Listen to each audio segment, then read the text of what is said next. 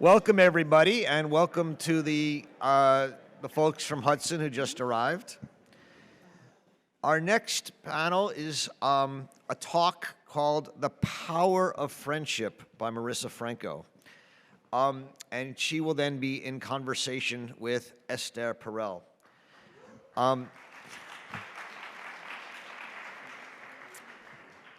Marisa is a psychologist and a professor at the University of Maryland. She's a TED speaker who gives talks on belonging and at cooperations, nonprofits, and universities. She's the New York Times bestselling author of Platonic, How the Science of Attachment Can Help You Make and Keep Friends. And I can tell you that, first of all, as someone who's at that age where friends are moving around and also moving on, in my life, keeping and making new friends as an adult is hard. I talked about that a little bit yesterday in the introductory remarks about how it's hard to make friends as you get later in life. And Marisa's book has been really enlightening and very helpful, but just thought-provoking to me, and I'm really glad that she's here. Esther Perel is a psychotherapist from Belgium who is well known for her work on human relationships. She's also a New York Times best-selling author of 2 books, The State of Affairs and Mating in Captivity, translated into 24 languages. She's the host of the well-known podcast, Where Should We Begin?, which I believe is now also a card game. Is that correct? Yes. And also of many TED Talks, including 2 celebrated TED Talks, The Secret to Desire in a Long-Term Relationship, and Rethinking Infidelity, a talk for anyone who has ever loved. Please welcome Marisa Franco.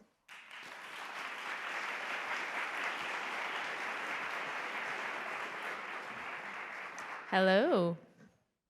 Thank you so much for having me. I am so happy to be here. Just wanted to acknowledge that not too long ago, we all went through the friendship shit show that was the pandemic. And sorry in advance for bringing you back to that place. So in my pandemic experience, I was living with an ex, and I just found myself feeling this malaise, almost like this dysphoria, and it was like really hard for me to understand what exactly am I feeling. But at the same time, I'm writing this book, Platonic, on how to make friends, and just thinking so critically about how we've been taught to love. You know, I'm thinking about how I've been told that one person should complete me and make my life meaningful, and reading all this research that says, well, that's crap, and that's not true. And I began to recognize my feelings as a form of loneliness, kind of like a unique form of loneliness, because here I was around a person, but I was still feeling this loneliness. And I feel like it's a kind of loneliness when you're around one person but lack larger community that is hard to identify, specifically in this culture that says that friendship is a nice to have, larger community is a nice to have, but you really need to have this kind of nuclear family and this nuclear connection. And so as I started to look into history, I realized how, you know, this has not always been true, that we assume that we just need this kind of nuclear unit. And Marsilio Ficino, Italian scholar, who created the term Platonic based on the teachings of Plato. And his definition of platonic love was a friendship that was so beautiful that it transcended the physical. And so it's so different than how we view platonic love today, like this form of love with the screws of sex and the screws of romance missing. And so as I began to get into the empirical research on this, it kind of further proved my point that we can't sacrifice platonic connection and community, because the research identified 3 different types of loneliness that we could experience. There is intimate loneliness, which is this desire for a close, intimate connection with other people, such as what you might get through a spouse or a best friend. But there was also relational loneliness, which is a desire for someone as close to you as a friend, and collective loneliness, which is a desire to be part of a group working toward a common goal. So what does that mean? That even if you found your soulmate, you found someone that makes you so happy, you're still vulnerable to loneliness, just like I was. So we need friendship. We need connection. We need larger community. And part of the reason we need that is to fully self-actualize ourselves. And I feel like they touched a little bit on this in the last conversation. During the pandemic, my ex, he loved World War II documentaries. I do not love World War II documentaries. But I do really love learning languages. That's something me and Esther share in common. And he doesn't really like learning languages. So it was kind of like these different parts of ourselves began to wither. Our personalities began to collapse and accordion inward because there were all of these different interests that we had that we couldn't share with each other. And so I started to feel like a less actualized version of myself. And it was so dramatic when I would be around friends and feel like, my gosh, I am fanning outward like a peacock.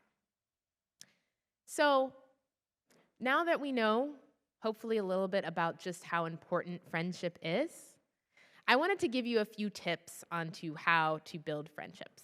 I would actually like to move around a little bit, so I'm going to switch mics.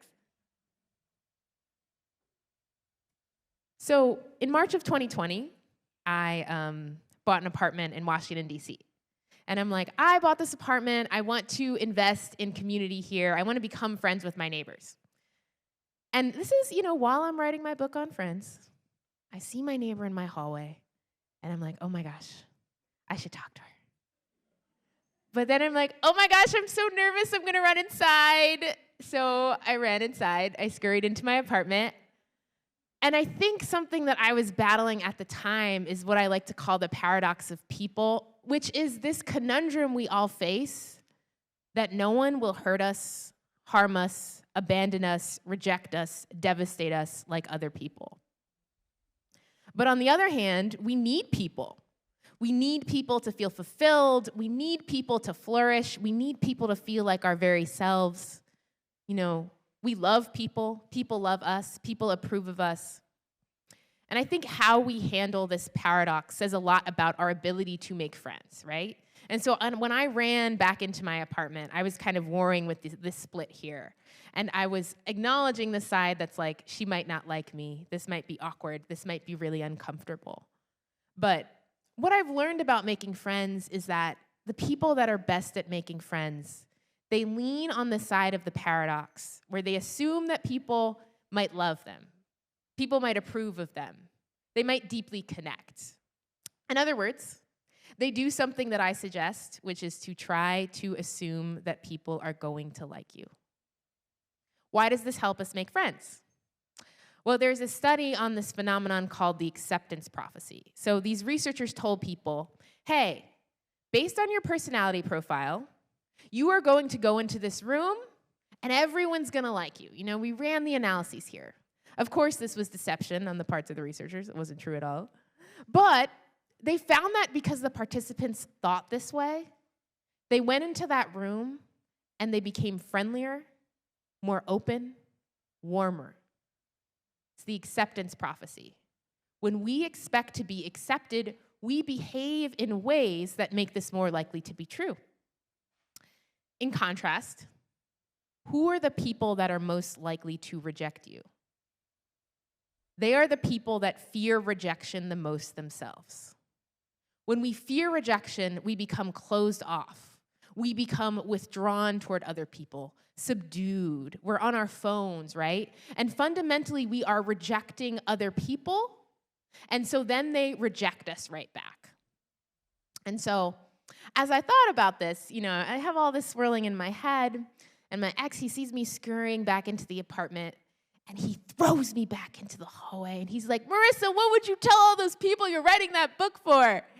And I'm like, oh gosh, yeah, I guess I would tell them I need to assume that she's gonna like me. I need to assume that this is going to go well. And so I approach my neighbor and I say, hi, I'm Marisa. I just moved into 103. It's so good to meet you. And she is so friendly, y'all.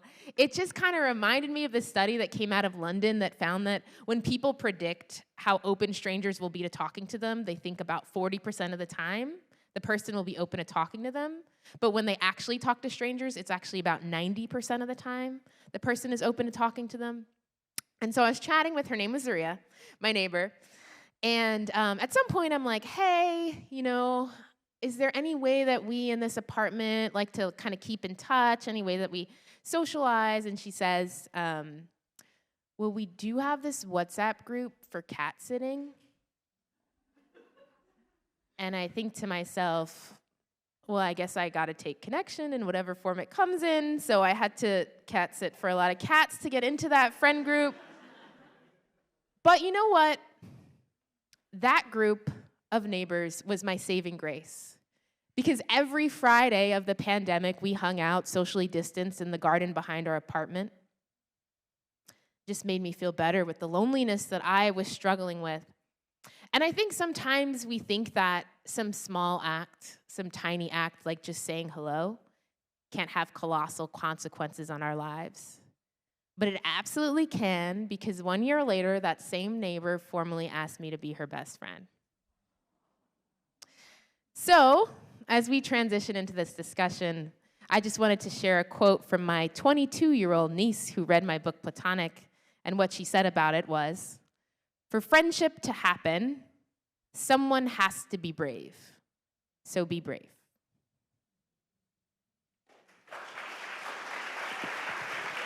Let's stay up and do this.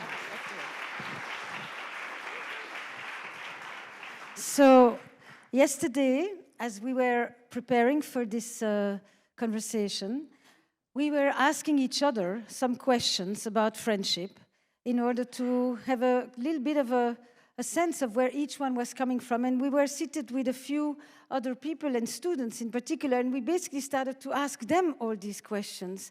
And they were quite bold and to respond to us. So we thought we should ask you some of those very same questions so that we make this conversation as concrete, visceral, and in the gut rather than... So, do you want to do the first? Yeah, I'll do the first one. This was a really good question Esther had. Did you grow up with friends that you played outside with freely on the streets? If yes, raise your hand. Okay. Wow. So most of you grew up playing on the street freely with other people. And how many of you would say, no, that's not the case for you? Oh. Okay. The difference, or why this question matters, is that this is one of the biggest changes that we notice in terms of young kids from little on playing freely, experimenting in unscripted, unchoreographed, unmonitored social interactions and social negotiations.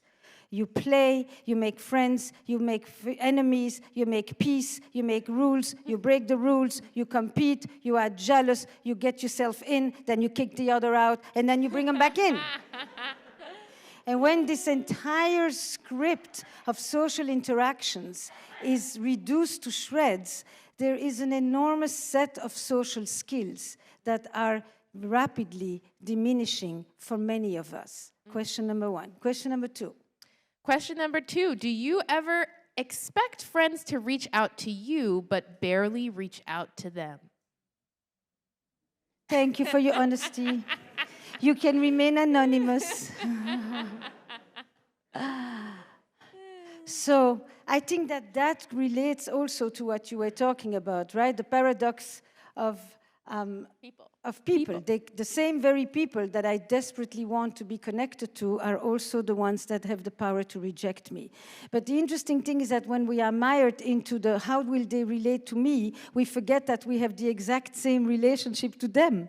We too can be the ones to accept them or to reject them. So the vulnerability is actually shared. But when you are in the place of vulnerability around social connection, you tend to think that it's yours only, and the others don't struggle with any of this. I love that. So real. When it comes to trust, do you need trust to be able to connect with people, or do you connect with people to build trust? So we need to choose one. Yeah, you need to choose one, and I will. So, go yep. ahead. Okay. So raise your hand if you need trust before you are able to connect with people. Which is an interesting thing, because what is it that you need to trust them for that you can know in advance when you don't know anything yet? By definition, trust is an active engagement with the unknown. It is a leap of faith. This active engagement with the unknown is a Rachel Botsman idea, but by, the constant research on trust is debated between, do you need to trust in order to take risks, or is it the act of taking risks that actually helps to build trust? Yeah. And nobody has been able to answer that question. But when you say, I need to trust first, you may be the one who needs to know that a little bit of risk will help you build trust. And when you are on the side of, I take all the risks and I don't even look at the trust, you may need to be the one who takes it a little bit slower so that you can check at various steps how the connection is actually building itself. Meaning, most of us need to strengthen the side that we actually overlook. Because the reality is that we need both. It's not, do you need this versus that? Is that we actually straddle these two needs simultaneously.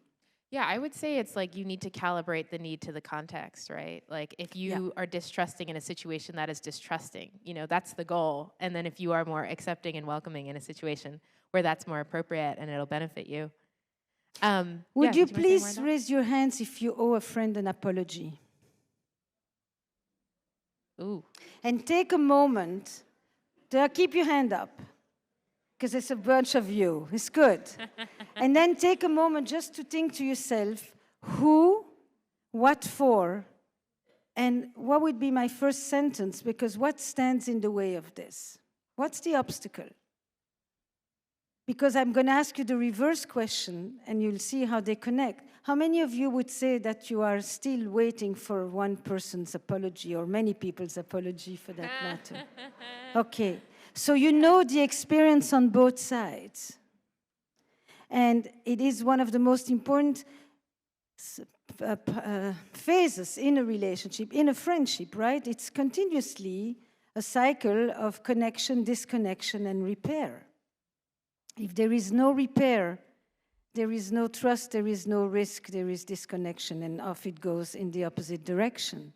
Yeah, absolutely. I love this question. Esther, by the way, if you can't tell, Esther made up these questions because of the ways that she asks questions. And this brilliant and evocative question, do you ever feel like you have so many so-called connections, but no one to come over and feed your cat? Can I rephrase it? Yes, please.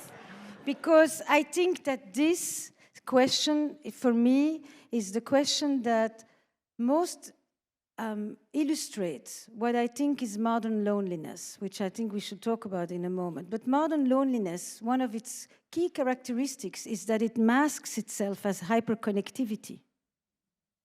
You can have 1,000 virtual friends and nobody to feed your cat.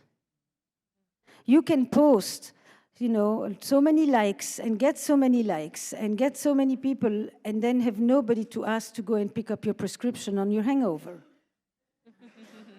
You know what I'm saying? So how many of you realize that you have a lot of friends and not enough friendships? Ooh, love that phrasing. Yeah, okay. All right. How many of you have been through a friendship breakup? Oh my God, okay. we should have a session just on that. And the reason why this is an important question goes exactly to what you've been talking about. Usually the word breakup applies to romantic ruptures, partly because we really have kind of put romantic love on a pedestal to the point where we are calling our partner a soulmate, which, by the way, for most of history was God, And this one and only has taken on epic proportions, from whom we expect ecstasy, wholeness, meaning, transcendence, just about anything we used to look for in the realm of the divine. So the more religion is weakening, the more social structures are weakening, and the more romantic love is being put on a pedestal at the expense of many other relationships. My own field of couples therapy has contributed to that. When we use the word love or intimacy, we tend to think primarily about romantic love. We don't think about it as friendships. Actually, we call them single, which is a terrible denomination. Yeah. Yeah, I wanted to just add to that. I think because of that, there's this term disenfranchised grief that people tend to experience when they lose a friend. And it's, this idea that when we grieve, we usually grieve in community and we need other people to validate it and say, oh, that's hard. You're going through that divorce, you're going through that breakup, that's really rough.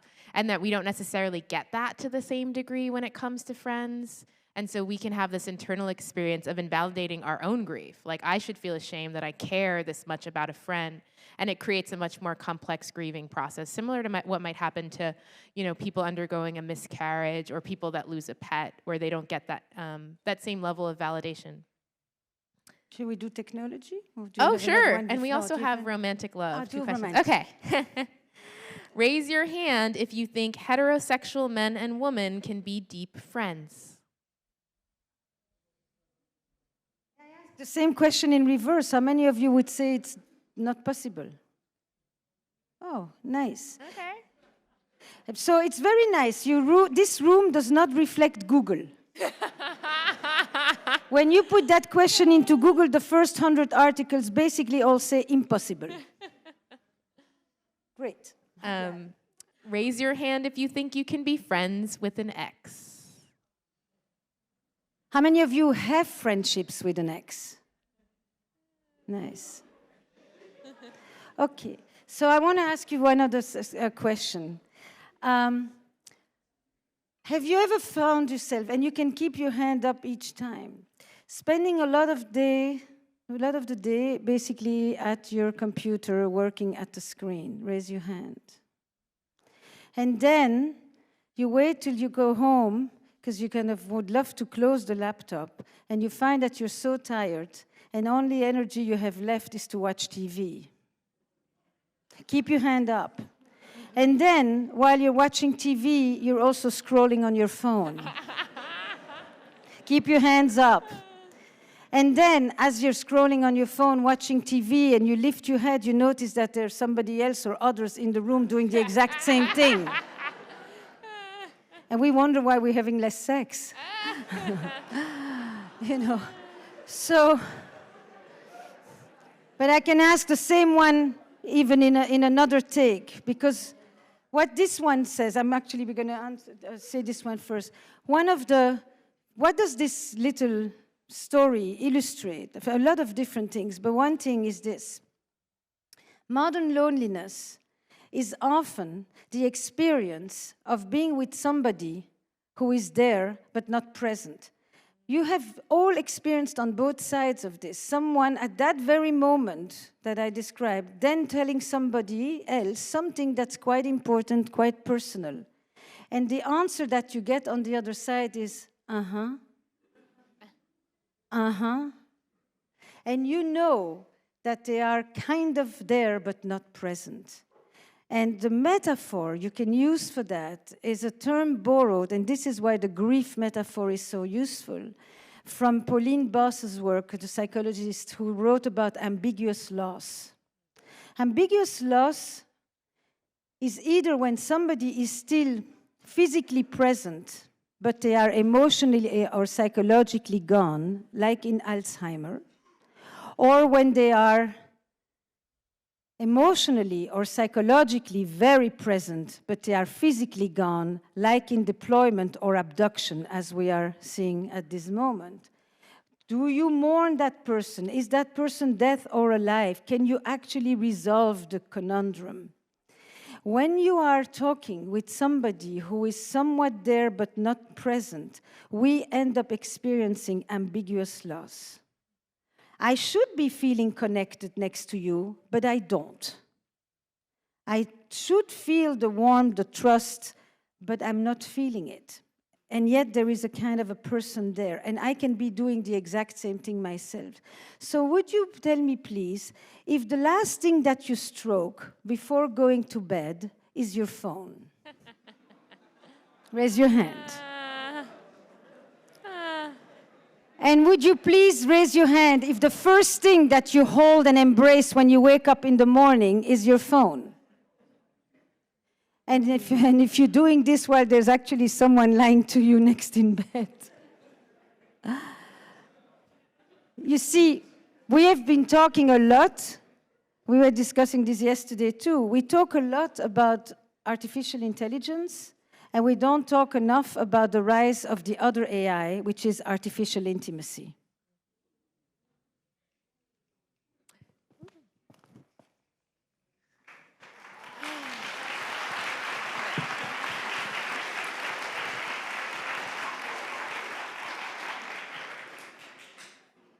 So, I had so many thoughts when you were talking, but the first one I would like to go to is this allusion that you make to basically the unprecedented expectations that we bring, in this case, to romantic love at the expense of, where we pretty much at this moment are asking one person to give us what an entire community should provide.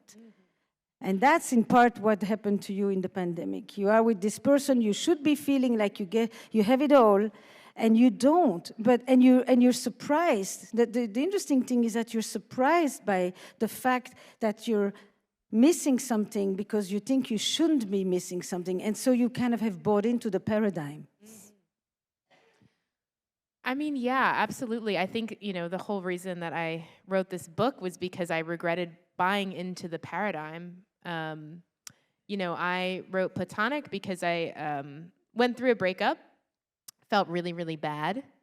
I started this wellness group with my friends where we met up each week to practice wellness. We meditated, we cooked, we did yoga, and it felt really life-changing. And it wasn't the wellness, it was just being in community with people that I loved, who loved me every week.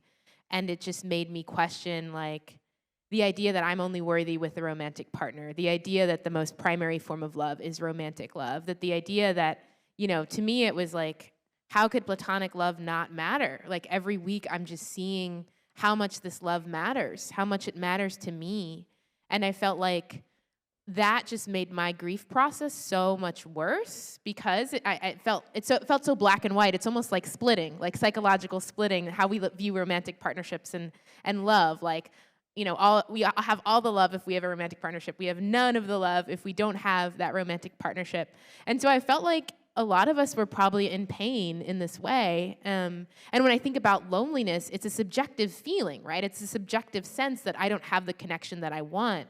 And so when we're fed this narrative around romantic love is the connection you should want, then even if we have a beautiful community, we're going to think to ourselves, oh, I'm still lonely because I don't have this primary relationship that I should really want.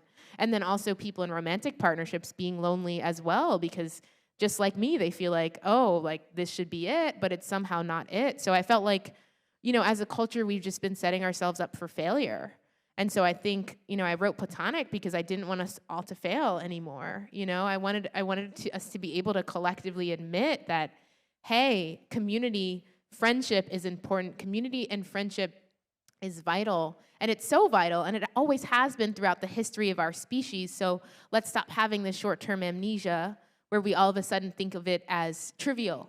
We all of a sudden think of it as just a nice to have. And there's this way that becomes a self-fulfilling prophecy too, right? Because if I think this is a lesser relationship, I invest less time. I invest less effort. I'm less vulnerable. I'm not going to fly across the country to see you, right? And so it's like my mindset affects my behaviors in a way that then makes that an inferior relationship.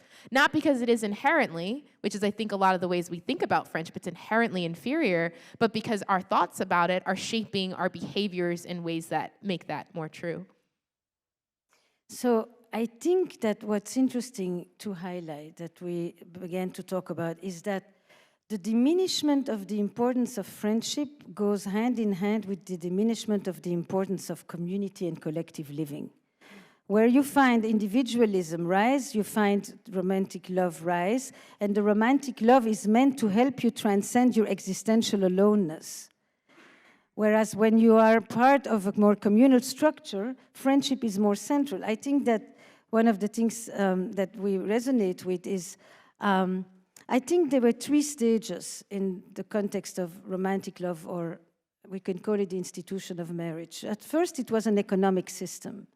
Companionship, economic support, family life, etc. Then it became a service economy. A service economy brought in affection and a feeling of belonging and intimacy. And intimacy was no longer just working the lands together and dealing with the everyday life. Intimacy became into me see. That means it's an experience of discourse in which I share to you my internal life, my feelings, wishes, aspirations, anxieties, and you reflect back and validate me and help me feel that I matter, because I only have one. And then from the service economy, romantic love has become an identity project. Now we try to find somebody who's going to help me become the best version of myself. And the more you get that ascension of needs, and the less friendships are recognized as crucial, actually, not just crucial in your personal life, but crucial to the relationship as well. Yeah. A dyad lives better in an ecosystem of many other meaningful connections. Exactly. You know, I love that. You're putting it that way, that there is synergy between having a successful romantic relationship and having a successful group of friends, right? That, you know, the research on this is that if you are in a romantic partnership and you develop more friendship, not only do you become less depressed, but your spouse becomes less depressed too. Or if you get into a fight with your romantic partner, it disrupts your release of the stress hormone cortisol.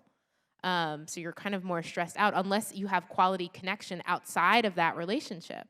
And so I think of, you know, larger community, because I think sometimes people think of these two relationships as so antithetical. Like, you're hanging out with your friends, so you're not hanging out with me. But they are just so symbiotic because, yeah, like I you're have saying. a question for them. Oh, yeah. How many of you experienced that when you began dating? This is also to the people who still remember dating. But when you start dating someone, you find yourself kind of cutting off or disconnected from your friends. See, that's what she's talking about. Yeah. This is weird.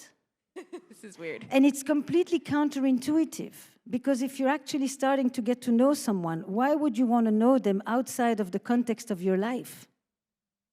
Why would you want to know them in a dark, noisy place where you can barely have a conversation that actually usually looks like a job interview? You know, rather than bringing them into your circle, into the village, so that you can see them in connection with the people that matter to you, who are more likely to stay there when that one is gone, anyway. Yeah. You know, there's an interesting study that women's close friends could better predict how long their relationship lasts than they could. So at least you need to, like, bring your friends in to give you some feedback on the person. But yeah, you know. Is that Ariely's research? No, I think it's someone else. I could look it up for you later if you want me to send you the citation. And the other point I wanted to make to add off of that is, you know, I think we get so caught up in these romantic feelings, right? Where we feel so excited about and enthralled by someone and thrilled by them. It's almost, you know, like a drug, the sense of euphoria that they give us romantically. But throughout history, romance has been a part of friendship. That often we think of romantic and sexual love as the same and conflated, and so it doesn't allow us to admit that we experience romantic attraction to our friends, that there are friends we feel thrilled by, there are friends we feel enthralled by, there are friends that we yearn for, even if we're not sexually interested in them. And throughout history, actually, you know, the genders were considered so distinct that the idea was you can't have this deep, intimate love with someone of a different gender than you. And so that's, to experience this deep romantic love, you actually turn towards your friends. And so friends would cuddle, friends would share beds, friends would carve their names into trees, friends would join each other in their honeymoons. The letters that friends wrote to each other in the 1800s. I mean, they're so deeply, deeply intimate. And so, you know, I think we need to also broaden our understanding of love in a way, even romantic love, because the idea that romantic love is part of friendship isn't radical. It's actually quite traditional, and I would say we have a modern anomaly in seeing romantic love as not a part of friendship as well. You make me think of another question we didn't ask, which is about help. Helping friends and asking friends for help. So I just am very curious. Do you, when you think of a friend, does the concept of help, the transaction, the interaction of help, not just of shared interest and activities, but really being able to rely on someone And I think that the question differs in different cultural contexts. If you grow up in a context that says relationships are central, and they focus on loyalty and interdependence, you have a different definition of friends and of helping and of relying upon than if you grow up in a context that emphasizes autonomy and self-reliance, where you're told that nobody can tell you what to do as best as you can tell yourself, and you have your own legs to stand on. I think that bringing in the cultural context about the importance of relationships or less thereof also defines how we look at friendship. Yeah, absolutely. I mean, I think culture is like so important for us to consider because it guides what we expect. It guides what we think is appropriate. It guides what we think is unacceptable. It guides what we're willing to do. It guides like what is a boundary, right? Like I think we just perceive boundaries as so different across different cultures. And what is a boundary is what do we share or what we don't share? Oh, I was thinking of it as like what I'm willing to do for you, right? And so I might feel as an American like I'm being put out and my boundaries are being crossed by someone asking me to do something in a way that someone from a more collectivistic culture might not. We should read the list of the friends we got yesterday. The friends? Oh, the Arabic pyramid. Are you here? Would you please share it with us, because it came from you? Can somebody bring you a mic, please? So these are basically all the different words that in Arabic for different levels of friendship. Because English has very few words for friendship, even compared to French. Yesterday we have an interesting conversation about how sometimes the English language fails to have a specific definition of what a friend is. And coming from an Arabic, Middle Eastern background, I shared this pyramid that is basically, it describes the depth of the relationship. There's a problem with your mic. You can? Okay. Thank you for asking. Thank you. So from bottom to the top, we have definitions for a fellow of the same age, a colleague, a person with whom you sit around, a companion in nightly conversations. There is definition for that. A boon and drinking companion, a companion, a close companion in travel, as in a comrade, a friend, a very close intimate friend, a friend whose presence brings calm and happiness, a confidant, a bosom friend with whom you commune, a best friend, the chosen one over other friends, and in the top of the pyramid comes a spiritual double soulmate. Thank you.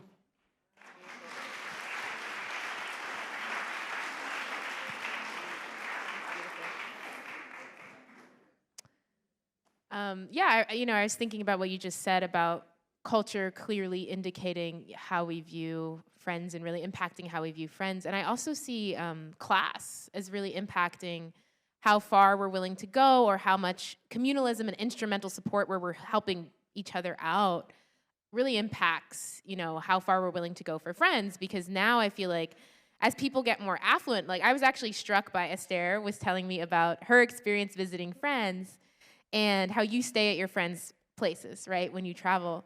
And I'm in my 30s and my friends have more disposable income and they come and they stay in hotels. And we didn't used to be able to stay in hotels. And so my friends would stay with me because we didn't have as much money, right? Or like, I don't know, we wouldn't go out to restaurants, we would cook together and there would be this kind of intimacy.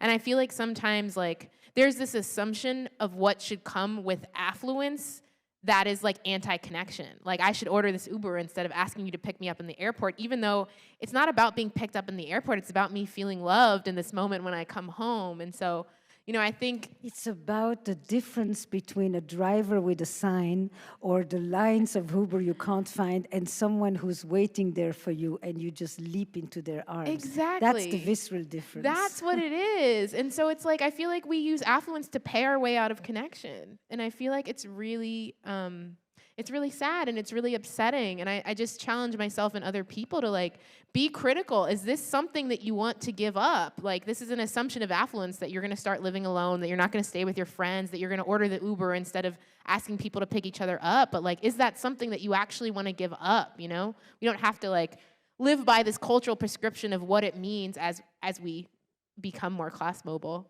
So what happens when you tell your friends, stay with me? Or rather, stay with me? Yes, or you know, what happens when you break the norms? Because we can establish the norms, we can recognize them, and then there is how we just decide that these norms basically isolate us, they atomize us. Well, yeah, I think you're absolutely right. But when you have a counter norm and no one else does, it also feels isolating. So like for me, I'm like, yeah, like I think you need to tell about Mexico. So yeah, this is my counter norm. Platonic did well, and I decided that because of that, I would rent out a villa in Mexico and invite all my friends to roll through. So I had 9 friends that came through. I called it my Platonic getaway, that whatever we do romantically, we can do platonically. And we spent the month together, and it was really, really beautiful. And I think in a larger way, I try to think about, you know, I had this moment, Esther, where I had this friend I wanted to get close to, and she was coming home from Mexico at 12 a.m., and I sleep at 10 p.m., and I was like, should I go out of my way to pick her up or not? And I literally had to ask myself, would I do this for a romantic partner? Because that has monopolized my view of a love that I will go out of my way for. This is coming from me as someone who's written this book on friendship. And my answer to that question was yes. Like, I would go out of my way for a romantic partner to pick them up at 12 a.m. And so when I answered that, it became clear to me, you know, I need to pick her up because I'm really invested in this relationship and I want to be close. But I think, Esther, like what you're saying, you know, how these norms really isolate us, but it is isolating to feel like you are antithetical to those norms, but no one else around you is, right? So I think we should all be able to have platonic life partners. Like, instead of choosing someone you have sex with to be your life partner, you can choose someone you're deeply compatible with in terms of like a friendship, right?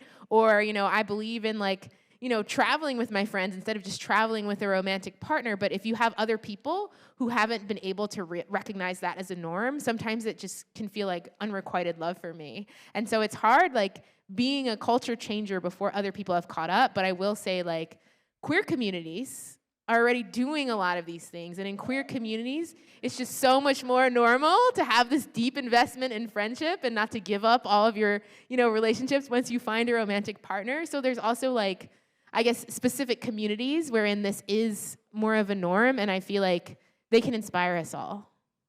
Because anytime you are part of a dominant discourse, or supposedly even the privileged group, you are privileged and much more constricted. The margin allows you to be more creative. Exactly. Less normative, more creative, sometimes less accepted, but more free. Because you know, as being queer, you have to question, well, there's this one way that society told me to do all these things that don't fit for me. What are all the other ways? You know, and the fact that you got to that point of asking that question, to me, feels like there's this opportunity or offering for this vehicle of like deep self-actualization that can come with that. I have a ton of other things, but I think we should take a few and maybe then come back to us again. So, yes. 1, 2, 3. We're going to take a few at the same time and see what are some of the themes. Yes, and we can go down all the way down that line. Yeah. Do you mind standing up, please? Yeah, sure. And what's your name? My name is Arjun. Hi, Arjun. I'm a junior in high school.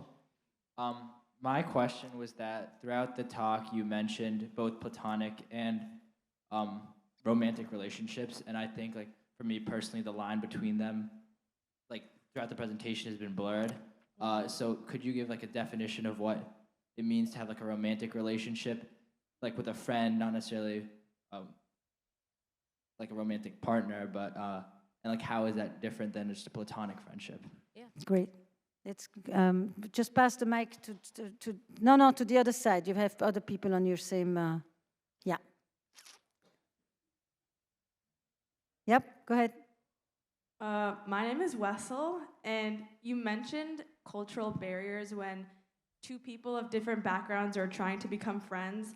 And it made me think about how I've noticed in America, people have no problem splitting the bill, for example, but from an Arab family, like my mom would rather stay in a restaurant and fight for 3 hours and let someone else pay the bill.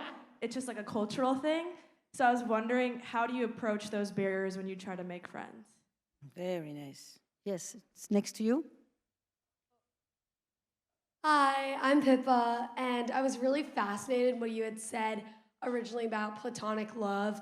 And I was just curious to what extent or in what ways you think that like social media can actually enable platonic love and like connections of true like platonic love, and in what ways like it can cultivate it, but then also like the limitations of social media. Yeah. Great. Shall we do one more? Yeah. Yeah. Yep. There's somebody all the way in the back. Can you bring the mic to the person, and then in the meantime we go here? Yeah. No, it's coming, but she's gonna. Okay, go. In the red sweater, go. Yeah, red dress. You mentioned like earlier. Your name? Sorry. My name's Sophie. Sophie. Okay. All right. I was curious. You mentioned how you were nervous to talk to your neighbor, and it was a big deal, and I get that completely. What if you don't want to talk to your neighbor? I mean, I get home and I'm just like, I have my headphones on, I'm in my own space, I'm relaxing. What do you do if you don't feel this need to connect to the people within your environment and your space? And how do you make that not awkward? Because it is. Yes, sir. Good morning, everyone. My name is Joshua Spivey. I'm the Dean of Students at Bard Early College High School in D.C. Do you mind making your mic a little closer to you, please? Can you hear me better now? Wonderful. There we go. Again, my name is Joshua Spivey. I'm the Dean of Students at Bard Early College in D.C. My question is, when it comes to platonic and also romantic friendships as well, is it transactional or is it transformational? Or is it a both? Or also could it be a thank you, I appreciate it. But also could it be a spectrum as well? Thank you. Good All right. question. Should we take a few? Yeah. I'll take the one on what does a friendship look like that's romantic versus one that's not. It's a feeling. I think of like a friendship that's based in purely platonic love is almost like, I don't know if you've heard the term, like, is it hygge? The Swedish, where people in the cold kind of band together with hot cocoa and they keep each other warm in the winter, and there's just like deep comfort and a deep sense of safety and a deep sense of security. That to me is like this sort of platonic love where there's this companionship, there's this comfort, there's this safety, there's this warmth. Whereas our romantic friendships, and this is really coming from the asexual community, so I credit the book Ace with helping me evolve my understanding here. But the romantic friendships are the passionate ones, the fiery hot ones, the friends that we feel thrilled by, the friends that we are just excited to be around them, the friends that we could spend all our time with, the friends that, I guess feel romantic in nature, the friends that we yearn for, the friends that we just are so effusively, talk lovingly about, the friends that feel, it's a hard word for me to say this is anything but like romantic, but it's almost like, people ask me on my Instagram, like, could you be platonically in love with someone? And that's kind of how it feels. But I also think it does occur on the spectrum, right? That, there's some friendships where it's a more mild form of that, where I'm thrilled by you, I'm so excited to be around you, but it's not like I want to completely merge with you, for example. So I think those are some of the differences in terms of how we personally experience a friendship that is purely platonic versus platonic and romantic in nature. And they can obviously be both as well. And I think it's healthy for them to be both. So I would add to that. First of all, it's a continuum. Plenty of couples that start out romantically, sexually, passionately, become platonic. And on the other side, in this country, it's very common for partners in long-term relationships to describe themselves as their best friends. In most parts of the world, people don't consider their partner their best friends. They have best friends, and their partner is their partner. It's a different category. I think that it's easier if we just call it friendship rather than platonic. Because why do you define it by one criteria that it is not? It's, and I think the word that maybe will distinguish for you what is romantic versus friendship is the presence of erotic desire. The word is desire or passion, the erotization of the relationship. But even there, it's also somewhat fluid because erotization doesn't just mean sexual. It means alive, vibrant, vital, playful, curious, imaginative. So it's a line. Some people will know that they have had attractions for a friend, and some erotic attractions, desire for a friend. But it doesn't get expressed, or it gets acknowledged and not consummated, or whatever. The lines are not so clear. I think the importance is to understand that there is friendship in romantic love, but more importantly, the existence of friendships that are not romantic needs to be elevated so that when we talk today in a society where we are so isolated about connection, we shouldn't just talk about connection as in romantic connection. Should elevate those relationships on an equal level when we use the words love and intimacy. Would that be an accurate? You know, I think it reminds me of like what you say, Esther, about how like we're looking for safety and we're looking for stability and we're also looking for novelty and we're also looking for adventure, and we have like these two very different types of needs that kind of come into play, and one feels like the sort of more platonic end on things and one feels like this very romantic end of things, but like we need them both dearly. And I think we just emphasize our need for the excitement and the adventure so much more, to the extent that people are literally ending up in relationships with people they wouldn't be friends with. I mean, this has happened to me before, where you're in a relationship with someone and you ask yourself, would I be friends with them if we weren't in a romantic relationship? And your answer is no. And now reading the research on this, that the degree to which you feel like you're friends with your romantic partner predicts how long the relationship lasts, even predicts how good your sex is, for example. And, you know, the research on marriage does provide us a slight bump to our overall well-being, though a single person that's more socially connected is actually happier than the average married person. But if you say that you marry someone that you feel really, really close to, that you feel like is your really close friend, then marriage provides you with a larger bump to your well-being. So, you know, I think in general, we're like, really blurring the lines here and also affirming the general We're making a statement that is this, I think. Okay, bring it all together, please. This is to your first question. The quality of your life is determined by the quality of your relationships. Yes. Woo! And that's more important than parsing out which is which. Shall we talk about the bill? Yeah, let's talk. I mean, I'm going to let you talk about this one because I feel like you are going to offer us something really insightful. No, because I went through it. Not from an Arab background, but from Belgium originally. I went through the same questions. It's not just that they parse the bill, it's that they say, I didn't drink and I didn't have dessert, and therefore I should pay less. Or, you know, and I just thought, that is such an interesting, just so different. I didn't know how to interpret it at first. It's not just that versus I fight 3 hours to pay the bill. It's more, one time it's me, one time it's you, and we know that we will meet again. But if you don't know that you will meet again, and you've been put around the table, I began to understand that it sometimes makes sense. I think the best thing you can do in a situation like that is just say, I have an interesting question to ask to the table, and turn it into a very rich conversation. Because most of the time, when you observe something that is different, you are with other people who have observed it and don't say it, or other people who haven't noticed it. And so in all three lenses, it becomes a rich conversation rather than finding a solution. This is not a problem that needs a solution, but it is a situation that can use exploration. Social media, I think we should talk about that. Oh, social media, yes. How do we use social media to facilitate friendship rather than just harm it? I have, you know, a very researchy answer to this. So in the research on loneliness, the people that are most lonely and the people that are least lonely are both using social media. Yeah. The difference between these two groups is that one group is using social media to connect with people in person. And the other group is using social media to replace in-person connections. So That again. yes.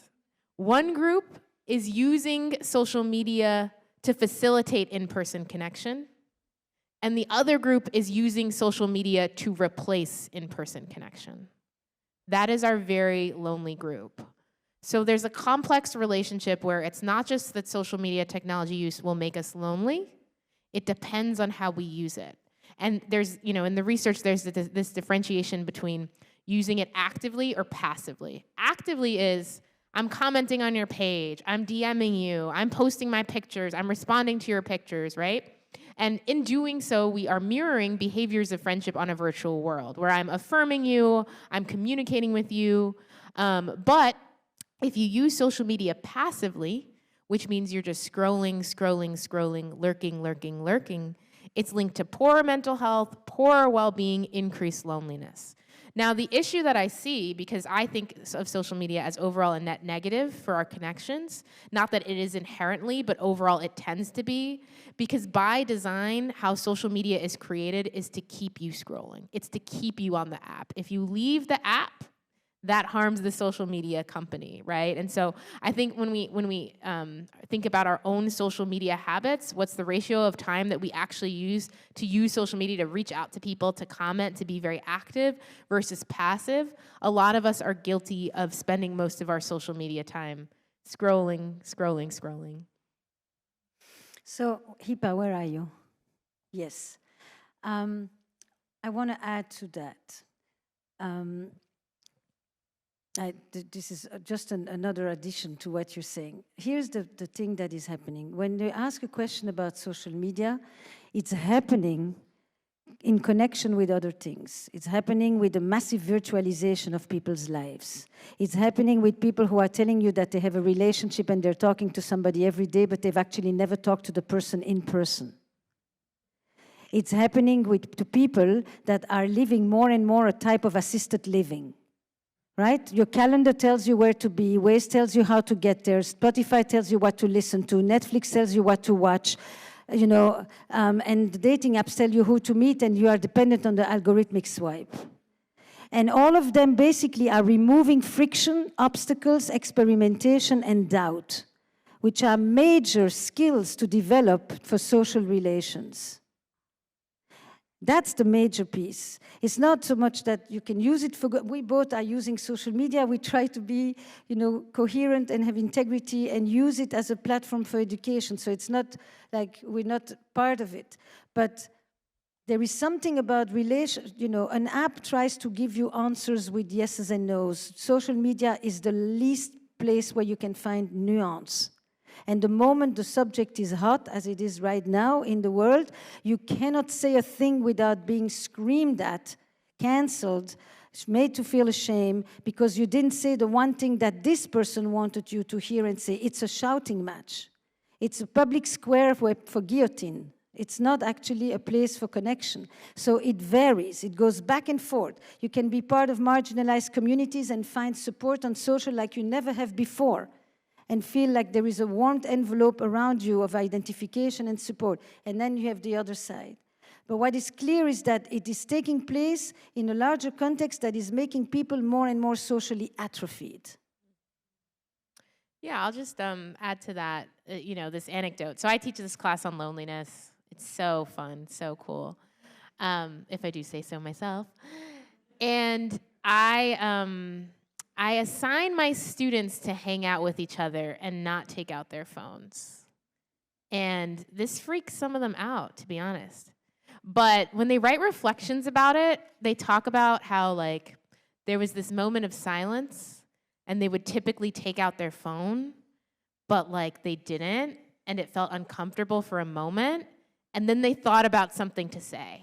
And it's like, wow, I'm seeing these conversational skills materialize before my eyes, and there is this inflection point, right? That moment where you're like, am I gonna sit with this discomfort of this connection where I'm trying to think of something to say and I can't think of something to say?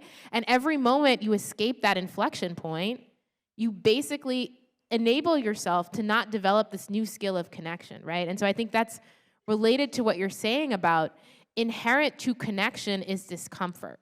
Inherent to connection is risk. Yes. And if you're not willing to be able to sit with and allow that discomfort, in the short term, it's going to feel better. In the long term, it's going to feel so much worse because you're not going to feel as connected to people. I can't agree more. Do you want to talk about not wanting to talk to anybody? Not wanting to happen talk to me, to so anybody. you need to take that. You know, it's hard for me to answer this question because I don't understand where the not wanting to talk to someone is coming from. And I think it can come from so many different places, right? It can come from being tired at the end of the day. It can come from being overstimulated. It can come from being introverted, right? Where we do need our solitude, and it can come from a completely healthy place. And, you know, I think, you know, if you don't feel up for connection and you're really tired and you need recharge and you need to spend alone time to recharge, that's okay. Like, we don't need to be in a constant state of being around other people. But the other thing that I'll say is loneliness psychologically masks itself as a need for isolation. Because when you are lonely, you ironically want to connect with people, but you also want to withdraw from them. And loneliness isn't just a feeling. It fundamentally changes our way of perceiving the world, such that when we are lonely, we perceive other people as more threatening. We perceive them as more likely to reject us. We perceive them as more likely to harm us. You know, when I say try to assume people like you, lonely people in the research tend to assume the opposite. When a situation is ambiguous, they think people will harm them. And then they report wanting to retaliate even more. And so ironically, sometimes our need to withdraw is because we are experiencing a form of loneliness, and part of that loneliness is that we are seeing people as more threatening than we would in a state of disconnection. You know, my student reflected on loneliness as this kind of autoimmune disease where it triggers within us a set of beliefs, a set of behaviors that lead our loneliness to be perpetuated. And it doesn't seem like it makes any sense, but there's this, you know, John Cacioppo, he's a psychologist, and he argued, the late John Cacioppo, that basically when you are lonely, historically, you were in danger. You were separated from your tribe, right? And you needed to be weary. You needed to be hypervigilant for threats around you. You needed to assume the worst, because if you didn't, you might die. You know, you needed to really be attuned to danger. But the fact that we are no longer in that context anymore, and loneliness still drives us in these ways to be kind of paranoid, to think people will harm us, to assume that if I interact with people, it's going to be uncomfortable and it's going to feel really, really bad, is why it can be so difficult now to get out of that state of loneliness. I mean, I think when I'm in my context, when I think about one of the main questions people bring as a couples therapist is, am I alone with this? Is this happening just to me? It's not uncommon these days to have your best friend break up and you never saw it coming. When you live in a village and the streets are narrow like this, you don't have much freedom, you don't have much choice, but you are close to people and you can hear every fight and every frolic. We shifted from a model where relationships were organized around duty and obligation and primarily guided by commitments to a model that has a lot of freedom and a lot of choice, but also a lot of self-doubt and uncertainty and a lot of loneliness. And, you know, you're doing it in your course, I do it in the podcast. The podcast is basically bringing people into the office and listening in on other people's therapy sessions and relationship questions. And as you listen intensely to the stories of others, you recognize yourself and you realize, I'm not the only one with this. You know, especially when it comes to intimate questions, and especially when it comes to sexuality. People are constantly wondering, am I normal? Is this normal? Am I the only one? Do other people experience this? And it's very difficult to bring these very personal, vulnerable questions like that into the public square. Yeah. So I will disclose that this is a copy of my book that I was going to give to you, Esther. And in it, I was actually going to write about the ways that you've helped me understand connection more deeply, just in our short period of interacting. And one of the ways that you've helped me understand connection more deeply is, I have written here, the problem is not that we are isolated in our human condition. The problem is we're not communicative about it. Isolation, it seems, is a communication failure. We feel shame as if we are the only ones to ever endure what we have or think like we do, but of course this isn't true. We'd only know if we communicated, as you get people to do through your questions. Do you have a friend you need to apologize to? Many connections, but no one to feed your cat. When we communicate, we see what is vulnerable is universal.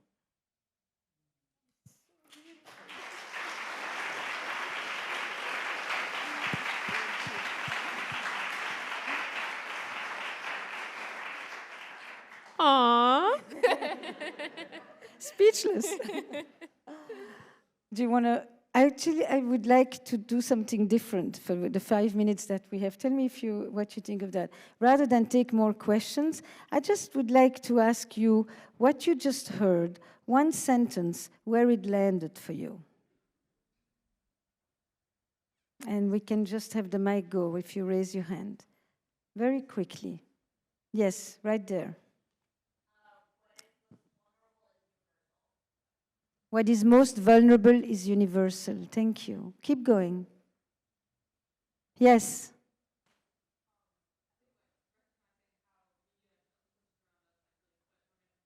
No, give her the mic. Give her the mic. It's okay.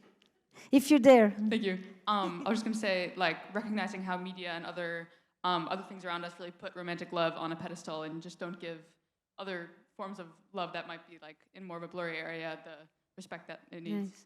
Thank you. And by the way, when you think about where it landed, you may want to say, I need to go call this one. I owe a call. I owe an apology. Whatever it is, it can be a little action. What did you call it? Course of action? CTA? Yes. Right there. Yeah. Yeah. I really enjoyed that you pointed out the intimacy option of into me see. I think that that intimacy of friendship is really what it's all about. Into me see. Thank you. Yes. Yes, sir. Oh, sorry. No, go ahead. Yep. Where are you? Right here. Right here. Yeah. The other AI, artificial intimacy, that really resonated with me. I think that's really saturating so many of our lives and interactions, and don't know how to untangle myself from even participating in that type of behavior, but I'm thinking about that. If you teach here? I teach here. Yeah, you stopped by the table last I night. know. I know. The thing that you want to show for artificial intimacy, that is the Edtronic classic 2-minute video of developmental psychology called the still face experiment. And then translate that into what's happening today in the experiences of icing, simmering, ghosting, gaslighting, breadcrumbing, paper clipping, the whole spiel. But the still face experiment, 2 minutes, and there is nothing that penetrates as deeply as that. Yes. I think it's very interesting to be more aware of how our relationships with our phones have replaced our relationships with other people, and you pointed that out, and how we pre-reject the world by hiding in our phones and hiding with our headphones on, and to be aware of every time I want to reach for it, and maybe think about it for a moment before I do. Thank you. Yes. Yep. Go ahead. Right there. White. Yep. Keep your hands up so we see you as well for the next one. Yeah. So this weekend I'm hosting about a dozen friends from out of town, and I do this every year. And I don't normally share this, but I actually find it a very vulnerable thing to do because I put so much planning and coordination and love into it, and then last minute people will cancel and not come, or I just get so disappointed and frustrated. And I now have a new lens of how to interpret why someone might recede, or what I could say at the dinner table today to take the learnings I took from here and share it with the group that I'll be with later today. Thank you.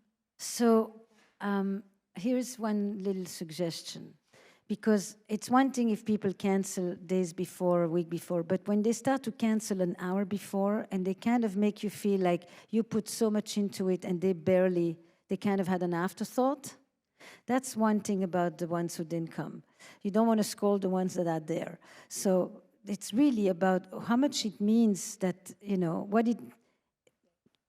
what it means for you, that it means for them, that it means for you. But basically, before you think about the food, the drinks, the appetizers, or anything else, you think about the meaning of why we are there. That's food as well, but it's food for the soul. Yep. Anyone? So I really appreciated the distinction that you made between romance and sexuality, and that it's really okay to romanticize your friendships and to find that romantic love in it. I think it gives a lot of permission to celebrate the friendships in your life and to give that gratitude that you would normally have reserved for a partner. I think that was really refreshing. Thank you. Yeah. You know, there's a word we didn't use that actually connects to what you just said, which is ambiguity. If you delve into the depths of relationships, you have to be able to straddle these ambiguities. It's not always so clear and clear-cut. But culturally speaking, this society likes more clean lines than ambiguous fields. Yes. Hi. Two more. Yeah. Yeah, I just wanted to say that something that really resonated with me is the point about like how hyperconnectivity. Where is he? Oh, sorry. Hi, I'm right here. Ah, sorry. Sorry. I do have my glasses, but it doesn't seem to help. Yeah, so I just wanted to say like the point about how hyperconnectivity was a symptom of modern loneliness, like really resonated with me. And also I feel like just like listening to you guys, I've learned a lot about like what like an authentic connection, authentic relationship might look like. And it doesn't necessarily need to fit the confines of like platonic or like, you know, romantic, sexual. It can kind of be somewhere in between. So yeah, thank you. What's your name? My name is Vihan.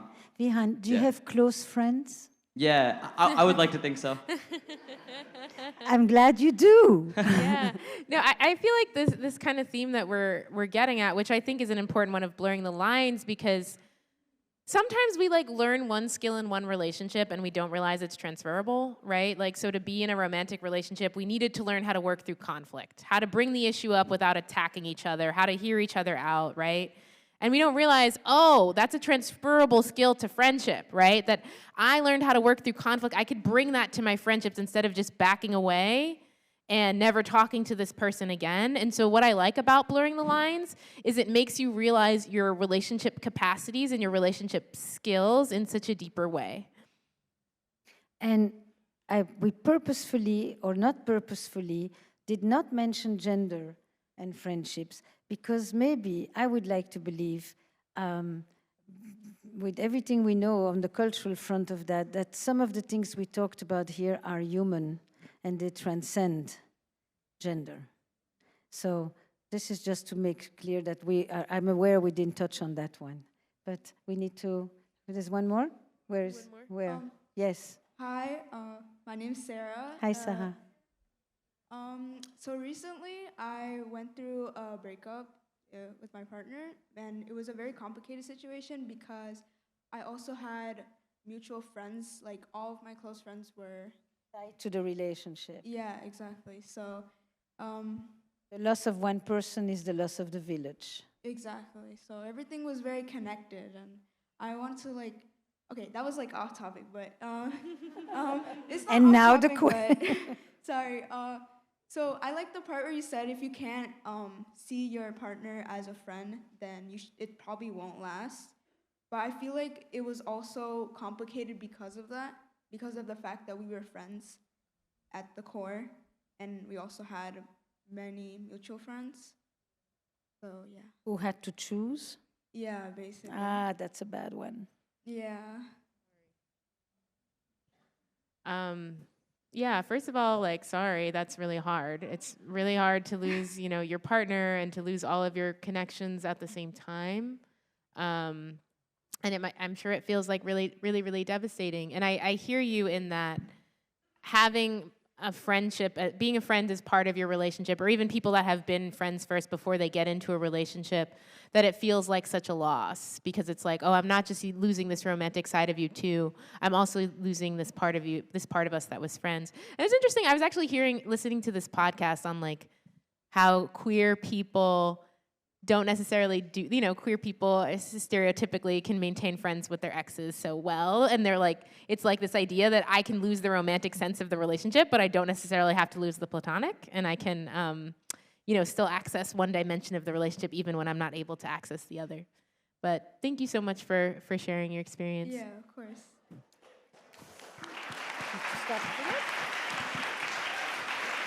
Thank you. Thank you. Thank you, Esther, and thank you, Marisa.